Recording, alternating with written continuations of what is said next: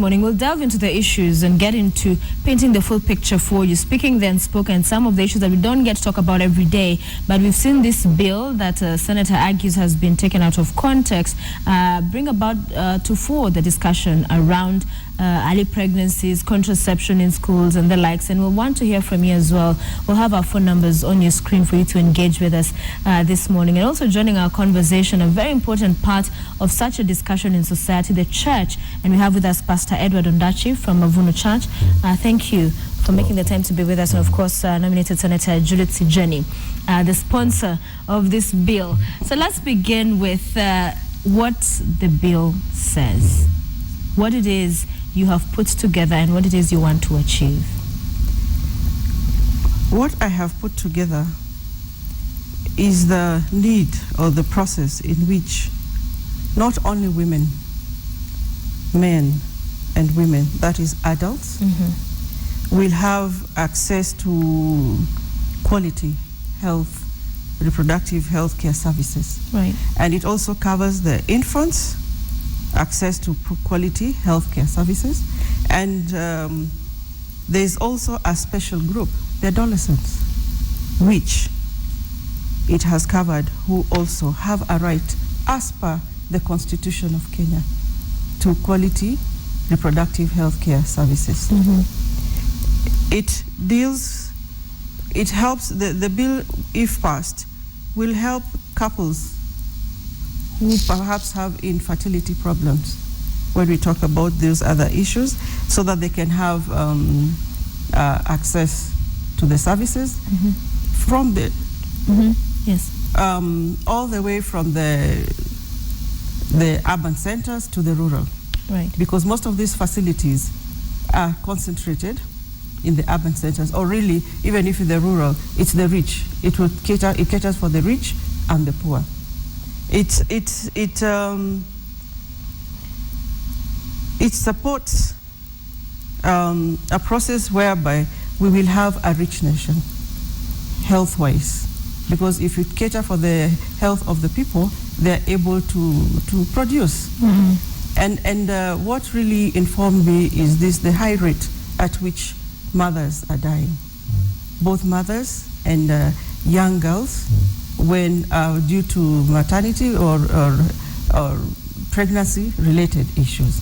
So I just want safe motherhood and healthy nation for all, because it's an aspect of life that we have to face. It's health, it's personal. So if you take care of a person from the time the child is small and adolescence until a grown-up, then you have taken care of the future generation. Yes. So you say nowhere in the bill does it mention or indicate that there's a proposal to provide contraceptives to school-going children? Of course not. In fact, even all these, I have to use a word which is polite because they've been so impolite to me. Two wrongs don't make a right. There's nowhere in the bill, unless there's another bill in another Senate, but not the Senate I sit in, and it's not the bill I have presented. It is not talking of contraceptives or condoms. It's the right to reproductive health care, and it is so wide. It is not restricted to that. And the most important thing is, I know where there is chapter 9 of the bill, which is not, it's not the only chapter that this bill talks about. It's the one which I have concentrated on the adolescent. And it says what? And it says that the cabinet secretary can facilitate adolescent-friendly healthcare services. It's more on the both government, the county and the national government. They should provide those healthcare, adolescent-friendly healthcares, where the adolescents are free to access the information, the education, the services which they may require. These are not being managed by any Tom, Dick, and Harry. This is a medical fraternity, people who are well trained. When you say the services they may require, wouldn't that leave room?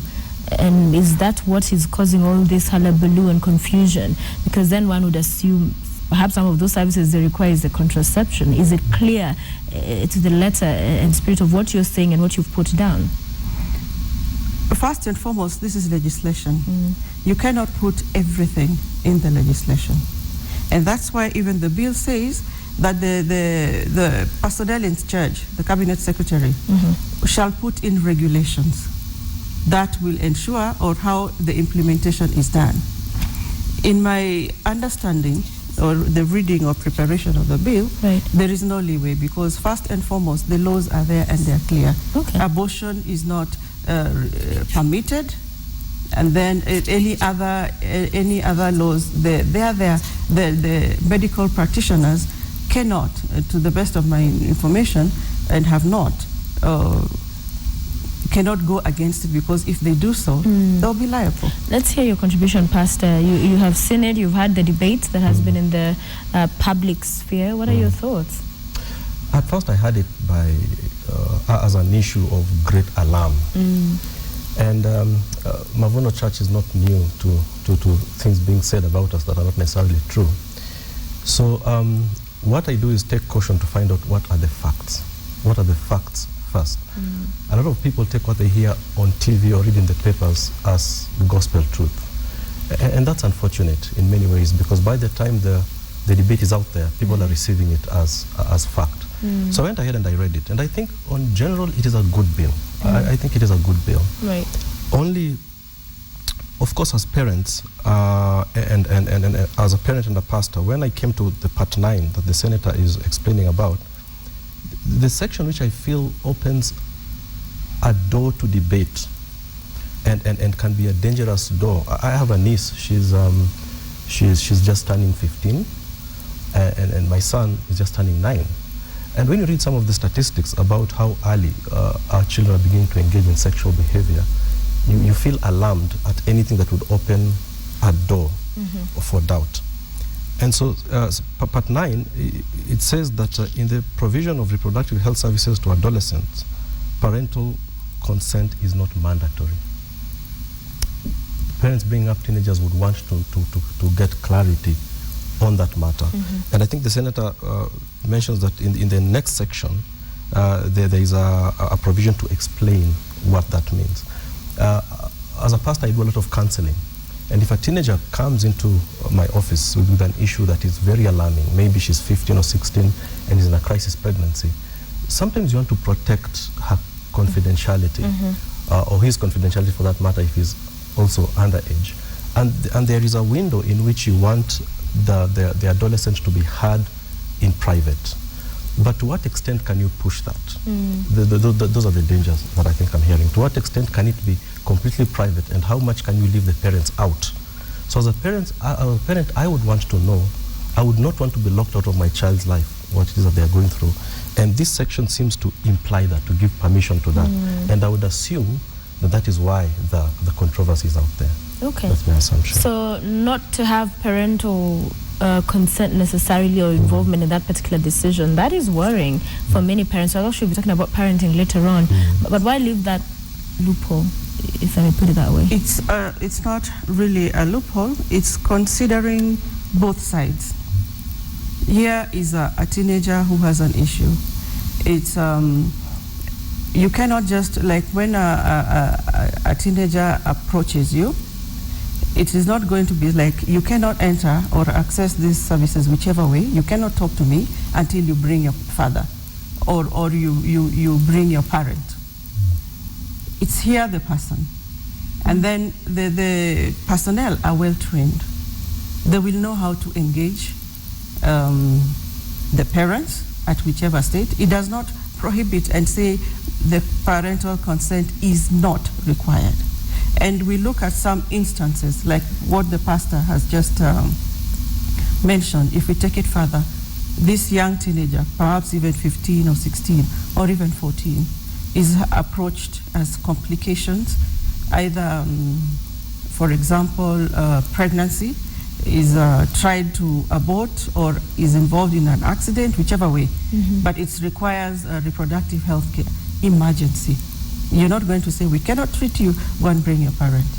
or whatever. It's address the first aid. It's like address the first aid, then have a process. Even in the principles of counseling, the little that I know of, it's a process that involves probably the entire family or whichever group. But you cannot deny the child information and the services that they may need, but it's within the law. Within the law. It is not something that's a creature that's opening the room to abuse. And as far as emergency situations, as you've highlighted, that can be understood to be, yes, that can happen. But in terms of acquisition of these services and gaining access to the contraceptives and there not being that requirement for that parental oversight, isn't that worrying in itself? But it may not, depending on which angle you're looking at it. And in fact, this is why I'm here, and that's why we're having the discussion, so that we can take in all suggestions or all angles, discussions from on board, because perhaps as we had the public forum, some people suggested these things need to be defined. What are these adolescents-friendly healthcare services? What are these? What do you understand by most of these things, or how do we handle these situations? And if anybody wants anything to be brought in and to be clarity, that's why we're here. We will do it. But for me, and we have the policy, adolescence policy, the government has put in place.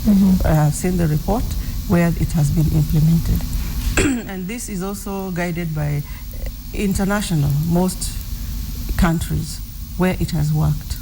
And it has been discovered that if you put it so strict and rigid, the adolescents will be shy to approach the centers. And that's the only reason why such a provision is provided, so that to encourage them. And in fact, it's now a way we could come up in collaboration with all the stakeholders of how do we, once they have come, how do we address the issues and how do we encourage them to work together with their parents. Because some of those violations or the concerns could have been created from the house or from the home. How do you tell the child whose father probably has abused, or mother, and you tell to go and bring your father or bring the consent, or it's the practicability part that we are looking for. Okay. Yeah. Let's go deeper into the issue, Pastor, because this is just a symptom and a debate that is emanating from a serious issue that's underlying. The other day, I was talking to a lady who's running a campaign in Kisii, and she was talking about half the number of the girls that would join Form 1 were not going through to Form 4 because of early pregnancies. So we are seeing a lot of the adolescents, the girls and boys engaging in sexual activities at a very early age, which is shocking. Why is this happening?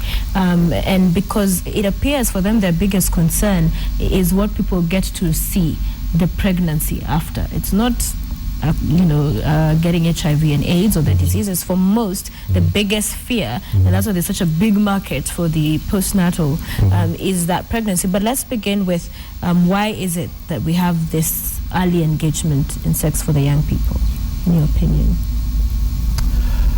I think the whole issue of globalization has a huge impact. The generation that we deal with has got a global culture that is very, very similar. You remember the whole issue of the Arab Spring that caused upheavals in the whole Arab nations because of something that started on Facebook and Twitter. Our young people are beginning to express a culture that is very similar right across the board. That combined with the pace of life that we see today is such that it appears to me that we have a serious parenting crisis in our country. And the thing that worried me about this bill when it came up, when I had it at first, I felt that there is a push to legislate a moral issue.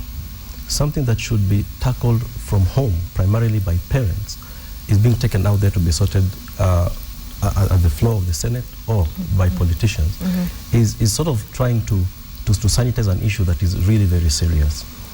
You know that as a church, we have a special service for teens. And the things which we hear teens talking about, and the things which we hear teens bringing on the floor as a point of discussion they want to discuss will alarm you. And I think we have to go back home. We have to go back to look at it as a parenting issue and as a crisis of parenting and bring these things squarely to the tables of parents to tackle it from there. And I think it should start from home before it goes to school and before it goes to parliament. Yeah, and you said even as today in our question of the day we're engaging with our viewers on who is to blame for teenage pregnancies. Parents, is it teachers, is it society? You're bringing the ball back to the parents' court and saying they need to tackle this. We'll talk to you shortly, Senator, on the same. But we have Gideon on the line calling us. Good morning. Good morning. Thanks for calling. Go ahead with your contribution. Yeah, I'm calling from Nandi district. So I have a contribution about the topic which is going on about pregnancies. So my point is, like, as parents and guardians, we should be able to contribute in a way that we are contributing positively to our kids, not spoil them. I have only just one question to the senator. She talked about adolescents. So my question is, does she understand age which starts for adolescents? Because, like, she talked about, like, her point was like she needs only adults to have access to the pill. But again, she's talking about kids in adolescence, so I couldn't understand what she actually meant. Right. Another question is going to the pastor. So he says that he always do most counseling. So as a pastor, he should be, in fact, like, condemning, like, sexual acts before marriage. So I wonder how he always does, like, the counseling, if he's contributing in a way that is showing like he's positive in a way to accept that act of sexual act before marriage. All right, thank you, Gideon, for your question. We also have, I hope you've noted that down, Kenneth on the line. Good morning, Kenneth. Morning, how are you? Great, thanks for calling. Yes. Go ahead with your question or comment. Well, my question is really based on my experiences within the research sector. What I know is that when you're dealing with a child who is a minor, the way I would refer to them as the ages between 12 and, say, 18, it is very important to seek for parental assent or permission in most of the things. And given that the area of sexuality and reproductive health is very sensitive, and from my background in health, I do believe that the parents who are normally non-medics would really be alarmed if the whole idea is that permission may be sought from the parents on such very sensitive issues. So I think it should be like, when we refer to the abortion, I think there's a bill that was enacted around abortion. There should be a clause of explaining it further that it's in a way, given a situation, it could be that the parental permission, yes, may not be sought for or seek, but given the situation which is sensitive, it means therefore that you must also indicate, especially to the public and non-medics, because there are so many issues apart from what we are discussing today, that the non-medic would really be worried if it's not clear in the first place. So yeah, that should come out very clearly. Very clearly. Thank you, Kenneth, for watching and for your contribution. Senator, I'll begin with you. With Gideon on the adolescent question, and we're hearing this also tying in with what Kenneth is talking about, that clarity, and especially with the involvement of parents, because when pastor says the initial and first role does stop with the parents, and then when their involvement in these decisions and in what they're kids are doing is not required at that age when they're minors. That is worrisome. Okay, thank you. First and foremost, I may wish to say that the bill does not state that the consent of the parent is not required. It is also required. But it just says that it doesn't have to be there. It's not mandatory, it's not a must. And what this means is that if it's not a must, then it doesn't have to be there. It is required. It's a process. It's a process. Yes. But it's not a must. What I had given the examples that at the first instance, okay, what happens? It's like if it is the first aid. And even when all these things, when you're trying to teach a child, for example, what growing up is all, what relationship is all about, counseling, abstinence, what have you, you with time you will refer and go to the parents. Okay. And what I need to come out, I needed to come out clearly. Yeah. This bill does not say that remove the parental responsibility from the child. Okay. It says you must continue. It just complements.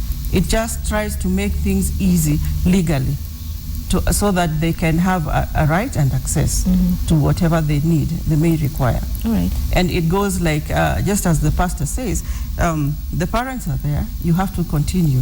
And you must also have a relationship that the child goes to attend an adolescence friendly. The child should be able to tell you, Mom or Dad, I went this place, this is the information I was given. And then after that, the parents take it up to a level, another level, or interactions. Okay, we've had one of the questions coming through for you, Pastor. In terms when you're counseling the youth, when you're talking to them even in church, what are you telling them? Are you saying, the Bible is clear about sex before marriage, but what are you telling them? What is it the message you're passing on to them when they're talking to you about the challenges they face? Are you saying when you fall, come and talk to us, it's okay, you recover? Or are you saying it's a sin, don't do it? How is it you're trying to communicate to help this young generation from the place they find themselves in modern day? Thank you. That's a very good question. The reason why we have teens church by itself is because we realize that when we used to have church in general, where the whole family attends one service, one section of the church will zone out. Often it would be the teenagers, if you're tweaking the service even as a family service. Right. And the reason is to realize that more often than not, parents and their teenagers are not even on talking terms. Parents are not aware what their children are doing. I was at a conference once of parents, and I asked how many of those parents are on Facebook or how many of them are on Twitter. And it was almost zero. And in fact, they found it repulsive for me to suggest that they should be. But I told them, all your children are on Facebook, and you need to understand what they're discussing on Facebook with one another, or whether you have access to their phones and you know what kind of conversations they're having. But there is a huge gap between what parents are going through by themselves and what teenagers are going through. Now in church, we teach them the Word of God. But we also realize that we don't live in an ideal world. We do not live in an ideal world. And we do not encourage you to be perfect before you come to church. We encourage you to come as you are. So church is the place where you meet everything. You meet everyone. You meet all sorts of crises. You meet a 16-year-old, a 14-year-old who is pregnant, or a 13-year-old who is sexually active. Our duty is not to send them away because they are not perfect. It is to engage them and to find out, to create a friendly environment, an atmosphere where they can share out their issues. Most of them will say, if my mom or my dad found this out, they would kill me because of it. So I agree with what the senator is saying. There has to be the place of balance where you take in the situation as it is and you look at it as an opportunity to help, not an opportunity to condemn. As a church, that is our duty. We see it as an opportunity. If you're not talking to your dad right now, you're not talking to your mom right now, there are tensions in the home, that is an opportunity to help. So the process that the senator is talking about, therefore, is very critical. But we have to deal with the matter as we find it. As we find it. And we have a problem. And I want us, as the bill is, as you have been able to clarify for us this morning, but I'll play the devil's advocate and ask, do we need to get to that place? If it's not contraceptives, what then must be done? Because there is a problem, and a big one at that. I want to hear some reactions from Wananchi, ordinary Kenyans, general public, talking about involvement or having these contraceptives taken to school. Also, some head teachers and what they had to say. Let's take a listen.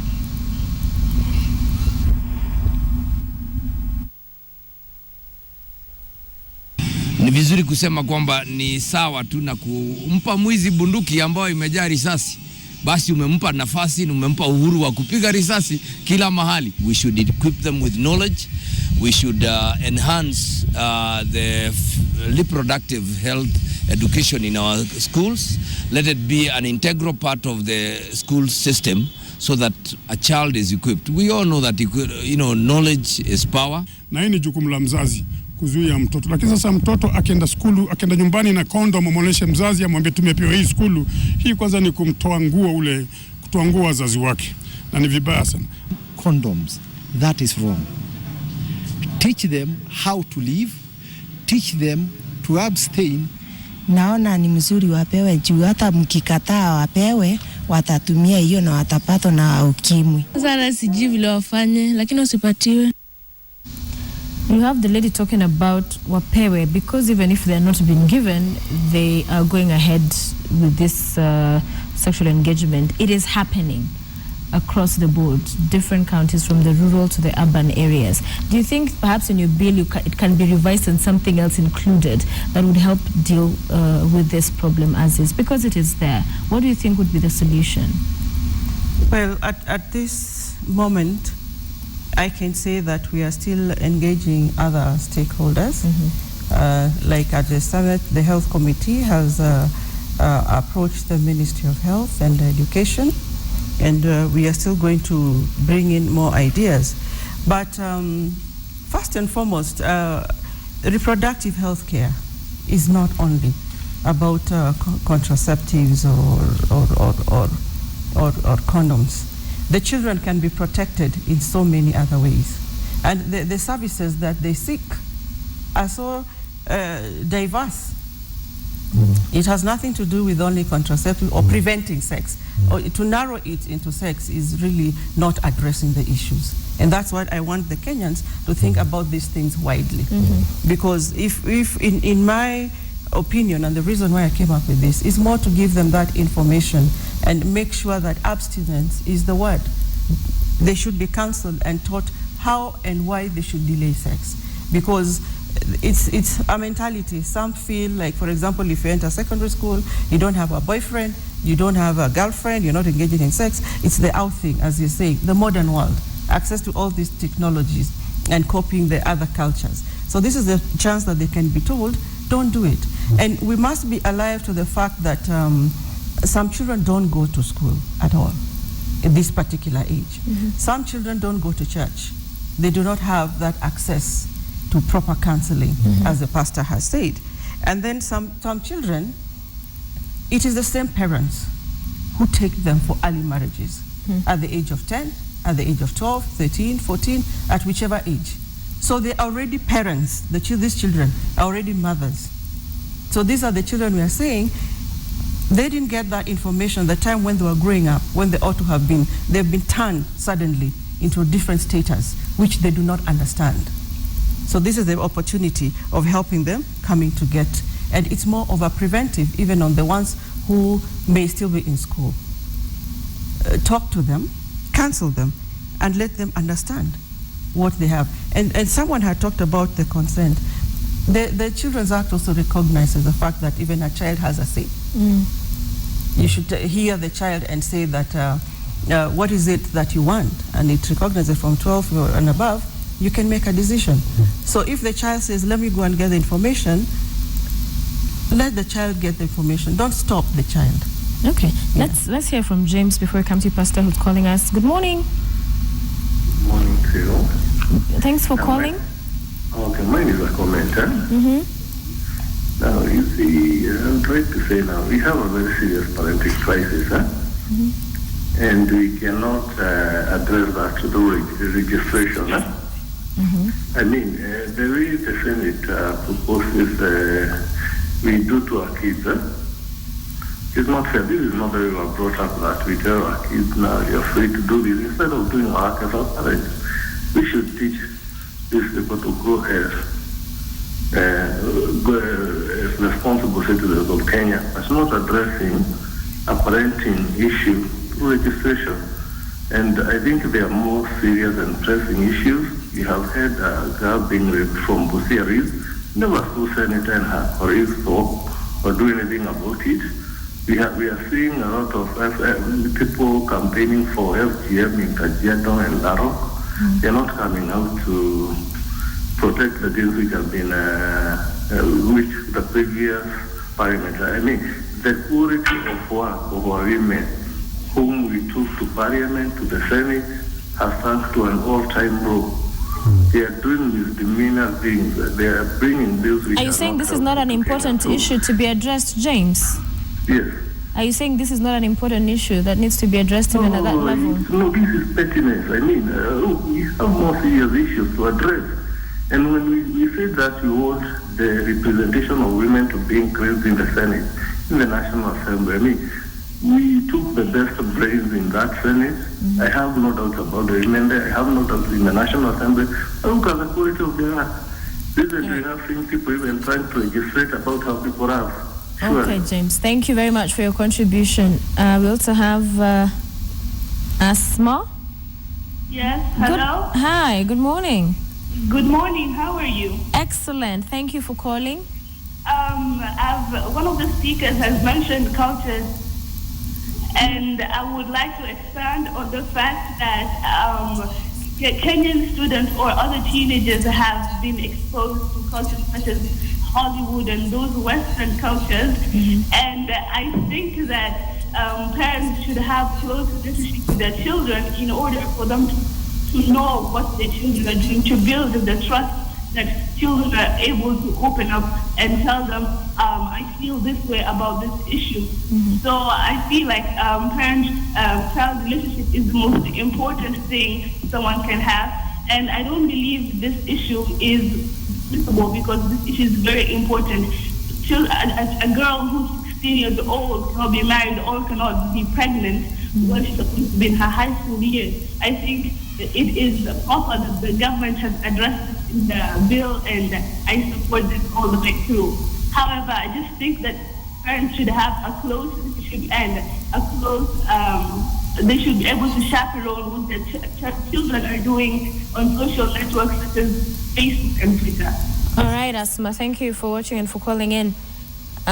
So let's hear from you in as far as what we're hearing from Asma. She's mentioned you were asking the parents about who's on Facebook, and she's talking about their involvement even more so, and perhaps also what you were saying, that it does stop with them in as far as what their kids are getting up to. It does stop with the parents. And you know, as a pastor, you know, when the Bible says, train a child in the way they should go, and when they are old, they will not turn away from it. The Bible squarely places this thing from home and in how we shape the thinking and lives of our children.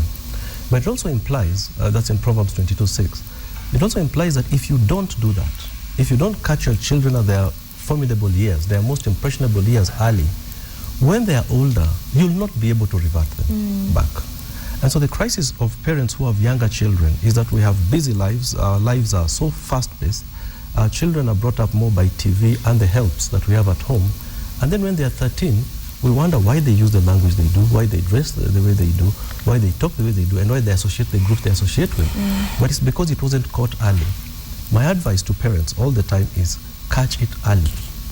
Catch it early and shape the lives of your children early. When they are older, like I hear right across the nation, what people are concerned about is that we may find ourselves in a space where we're trying to address an issue that we should have caught about 10 years ago. 10 years ago. And it's good because later we'll be talking about parenting. So I guess we'll go back then to where a lot of that needs to be happening, those conversations. We're going to take a short break now. When we return, we'll have more from you, Senator. So do stay with us right here on Morning Express. Good morning and welcome back to Morning Express. We're glad you're watching. It is 8:05 a.m. In a few minutes, James Smart, our analyst extraordinaire, will be here for that sports analysis on what has been happening in the World Cup. soccer in Brazil. But before we went on break, we had a very important discussion, and we're all about speaking about the unspoken. And the reason why we've seen so much uproar and so many different quarters commenting on this issue is because it is a problem that the country is grappling with. And on early pregnancies and teenage pregnancies, to be specific, we are engaging with you in our question of the day. Who do you think is to blame? Is it the teachers? Is it the parents? Or is it the society, the community in general? That is the church and all other organizations, including in the media perhaps. Who do you think is to blame? Talk to us about that. But as we continue with our chat with our guest this morning, including the nominated senator who has that bill in the House that she argues has been completely misunderstood, this is what some head teachers had to say about it. Take a listen and we'll hear what the senator has to say about that. Many factors which need to be considered first if the main focus will remain on raising the standards of education. And when we cloud it with so many other issues like the bill which is proposing the distribution of condoms, then it makes the whole focus to be blurred. So the system now fails to focus on growth, but a lot of firefighting and control of tempers and control of emotions. Because society, our African society, this issue of condoms and reproductive health is a bit emotive and does not sit well with our culture. So if we could as well step back as a country, step back as policymakers and implementers, and really just focus on what matters now. If somebody wants to assist our children in school, let's give them bursary. Let's give the girls, the young girls in secondary schools, the sanitary towels.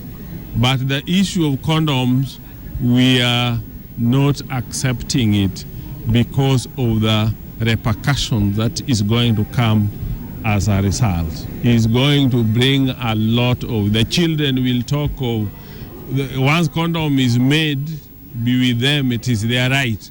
I think the government should use such opportunities like this one where we have key players in the system to really refocus energy and efforts in the right areas. As a client, because as a cabinet secretary and as a wise counsel to His Excellency the President, even if that private bill is passed, and I know what I'm talking about, we are also as cabinet secretary going to reject it. So what exactly is he saying he's going to reject? And you want to clarify and have something for the head teachers as well to say to them. Yes, thank you very much. What I was actually shocked to hear such unfortunate remarks, especially from those quarters, like the cabinet secretary, and more particularly the teachers, the school teachers, heads of the schools. This is an elite class whom I expected to read the bill. It is clear that they did not read. And of course, had they read it and were talking from the position of information, then they would have commented differently. Because I have looked at the bill and they have not even quoted any section or clause that suggests that condoms should be introduced in school. Reproductive health care, even them, they should be knowing the definition of reproductive health care or reproductive rights. They should have addressed it at that point. So generally their utterances are misplaced and ill-informed. There's lack of proper information. Yeah. And just as before we took the break, there was James who was saying that this bill is not addressing the real issues. It is also clear that he has not read it, because even if he looks at the bill, it is also talking about devolving the health services down to the county level. It talks about making the upgrading level 4 hospitals to, at least there should be a level 5 hospital in every county, so that we have all level 5 hospitals and with all the facilities that are required, and then other health services to be devolved down to the grassroots. And also train the personnel within those healthcare institutions, and then to provide adequate personnel and all the equipment that they may need, so that we can address these issues of Kenyans going miles, being carried in wheelbarrows to reach the hospital. It talks about at least 5 ambulances to be within, and these are motions which have been passed at the Senate, but not legalized. Do we need a more directed, focused law? Even when you're talking about abortion, there's been debate over that over the time, and now we have more and more pregnancies. We have more and more children engaging in sex at an early age. Pastor, where is the solution? Where do we go from here? And who do you've talked about the parents carrying the heavier load in as far as this conversation goes, but does there need to be more legislation being put in place, do you think? As a church, do you feel overstretched? Do you need perhaps support more focused in these issues? I would say that the church is more than happy to support the legislation, but I need to caution that it is very difficult to legislate morality. True. And that is why I think from the platform of the Bible, we find that God does not even come from the legislative angle as such. He comes from the relational part. And that's why we need to work in collaboration with the legislation in order that all of us then would be involved in, you did find that you could be the senator, you could be the politician, but also more likely you are also a parent. And that's where the issue really begins. We have to be concerned about the future of our own children, which is our own future. And the concern has to begin there. I would say, as I was reading the bill, that our society is very reactionary. We react so fast, and we create, we can even create fear and panic on an issue that we have not read about. The first time I heard about this issue, I heard it probably from the way that the head teachers were responding to it. And somebody told me, have you watched the news? Are you hearing that they're going to be distributing condoms to primary school children? And of course, being a parent of a 9-year-old and my niece is just turning 15, I found myself beginning to react. The only thing I would encourage is read the bill first. Find out what the facts are first before you respond. And when you do that, we'll be able to sit at a round table and discuss all these things as concerned citizens of our nation. Right. Because right now what's happening is that we are now creating a debate and hostility on a bill that's actually very critical. Yeah, but as well bringing back issues that still are and that need to be addressed. Susan is on the line. Good morning. You? Thanks for calling. Yes. Go ahead with your contribution. Okay, I happen to be a nurse and I work in a facility which is in the rural sector. And the major problem here is premarital pregnancy. And you realize that the girls who come to us, they've either gone for backstreet abortion, so they come with complications of unsafe abortion. And you realize we lose most of our girls through complications of unsafe abortion. You also realize that most of the girls who come here for delivery, they're in class 6, class 7. And at one point I sat down and asked myself, what is happening? And I realized the issue of family planning services has not reached them. And therefore, I went for some training for youth-friendly services. Right.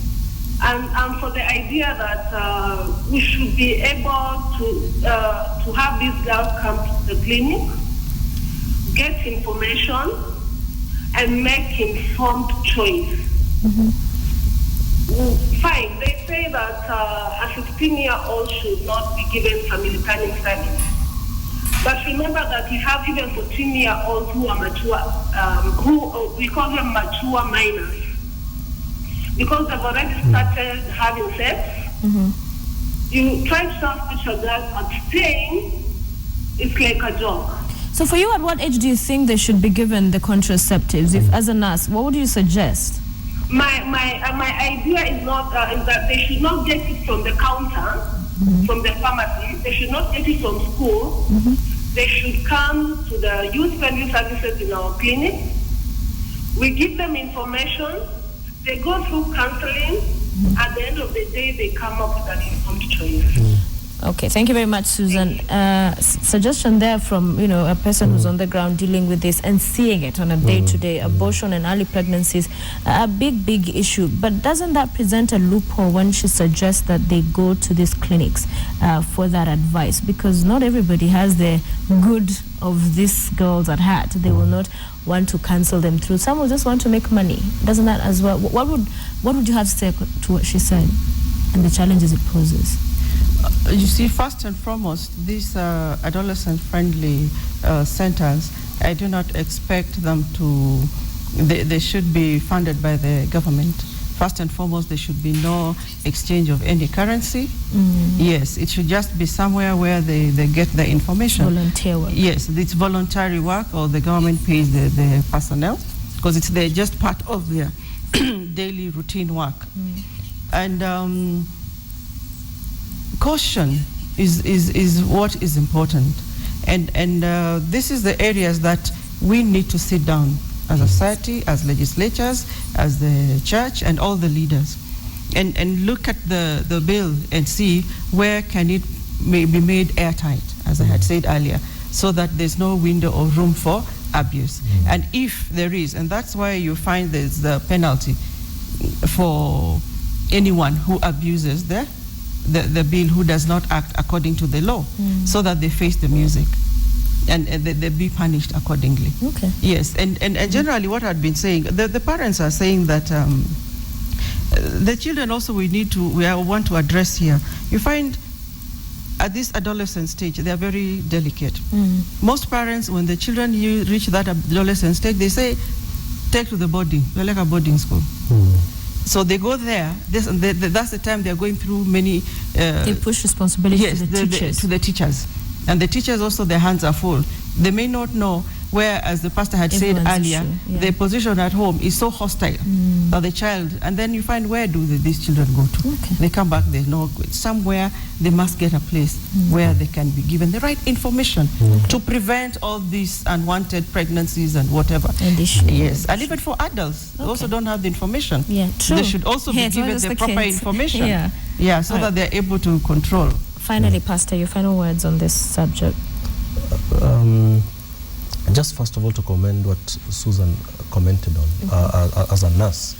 I think I like the idea that you shouldn't prescribe across the counter, but direct them to a safe and friendly environment where they can be able to be given counseling and to talk and to express themselves. I think that's critical, and I think it is something which supports this bill more than condemns it. I think that's the kind of reaction I'm looking for, something which adds to what we are talking about, and bringing all stakeholders to the table to be able to discuss the crisis that we are facing. But I have to finish by reminding us that this is our issue. It's not more the senator's issue, it's not more the church's issue, it's not more, it is our issue. And we need to be able to sense the trends that are going on with our young people. Our young people are more they're more bright than we think they are. And they're exposed earlier to issues than we ever were. And it's important to be able to give an ear to what they're going through, listen to them, and allow them to listen to what their suggestions could be, and not ignore them completely, but give an ear to what they're going through, and be able to give them this safe environment for them to be safe in the end. I think it's very critical for all of us. Thank you, Pastor Edward Ondachi, pastor at the Mavuno Church, and Senator Judith Sijeni, sponsor of the Reproductive Health Bill, which she has said and maintained has not proposed no such thing on providing school-going kids with contraceptives. We thank you for joining our conversation today. Of course, more needs to be done on the same, and we hope in coming days we'll see such efforts. And thank you all who watched today and called in and tweeted and SMS. I'll be sampling your thoughts as we continue with the show later on. But after this short break, my colleagues will be on set to take you through the FIFA World Cup. So Nigeria is through, Argentina is through to the final 16, Bosnia and is it Iran are out? I was about to say Iraq. But they'll have entire breakdown for you. And later on, before we wind up the show, we will sort of like tie what we've just been talking about now to important subject of parenting. And I talked about intentional parenting. James does not seem to imagine there's anything like intentional parenting, but we'll break that down for you and what more of you out there that are parents and have children need to be doing to ensure this does not affect you, that you're playing your role best way you can. Don't go away.